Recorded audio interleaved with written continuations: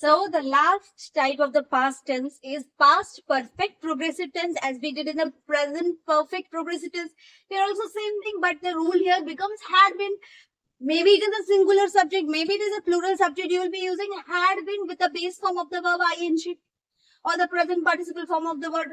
Okay, had been sleeping, had been writing, had been dancing, had been waiting. So had been will be used in the past perfect progressive tense, and there is no change with the changes in number and person. Any, as I said, any subject would be there, plural, singular, I. You will be using had been with the base form of the verb I use plus I use. Okay, and generally we use this past perfect progressive tense to express an action that began. It begins at some point of time and continued for a long some length of the time, and then it ended in the past. It started in the past, it continued for a length of the time in the past, and it ended in the past. So here two time references will be used. One is the duration of an action, for which length or what time the work or the action has been taken place, and one more thing, when it ended. Okay, this is what we have to see when we are doing the past perfect progressive tense. Had been with the base form of the verb plus ing, and you will see that the action has begun at some point, it continued for a length of time, then it has ended. Two time references are there. One is when what is the duration of the action, another one is when it ended, right? Based on that, we'll see the example to make it more clear. He had been working all day, and so he felt tired in the evening. So see here, he had been working all day.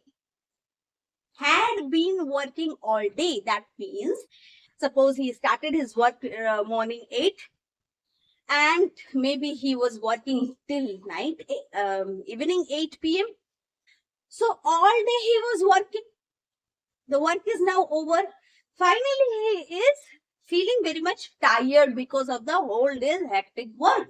So he had working, means it began at some point, it continued for a length, now the work is ended. Now the person is feeling tired because of that action that he has done for a longer period of time. He had been working all day, so he felt tired in the evening. Another example, I realized that the gentleman had been helping me all along. So I realized I realized that a gentleman is there who had been helping me all along. Means whatever work I was doing, he was always helping me.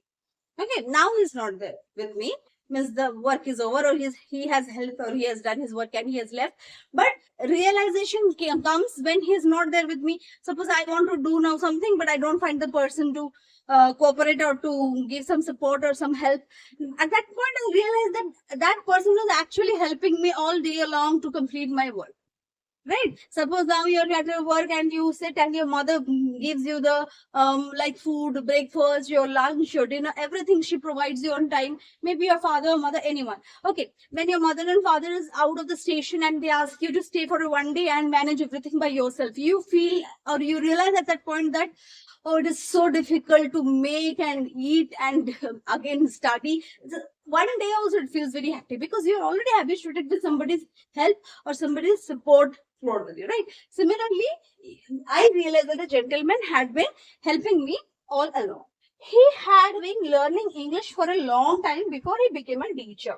So before becoming a teacher, person needs to learn, right? Without learning, we cannot teach English.